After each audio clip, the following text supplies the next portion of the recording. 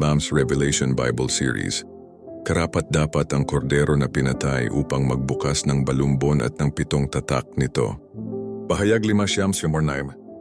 Sa isang pangitain inakyat si Juan sa kalangitan. Sa gitna ng liwanag at luwalhati, nakita niya ang trono ng Diyos. Kumikislap na parang hiyas ng jasper at esmeralda. Sa paligid nito ay nakaupo ang 24 na matatanda. Nakadamit ng puti at may korona ng ginto, at 4 na buhay na nilalang na walang tigil sa pagpupuri. Banal, banal, banal ang Panginoong Diyos na makapangyarihan sa lahat. Siya ang nakaraan, kasalukuyan at darating. Sa kanang kamay ng nakaupo sa trono ay may balumbon na may 7 tatak. Isang makapangyarihang tinig ang nagtanong, sino ang karapat-dapat magbukas ng balumbon at pumunit ng mga tatak nito?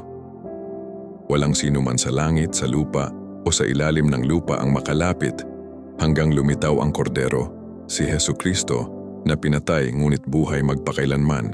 Siya lamang ang lumapit at kumuha ng balumbon mula sa kamay ng Diyos. Agad na yumuko ang lahat ng nilalang, umaawit ng bagong awit ng papuri. Karapat-dapat ka, sapagkat sa pamamagitan ng iyong dugo ay tinubos mo ang mga tao para sa Diyos mula sa bawat lipi, wika, bayan at bansa. Siya lamang ang ating tagapagligtas, at sa Kanya nararapat ang lahat ng karangalan at kaluwalhatian. Amen.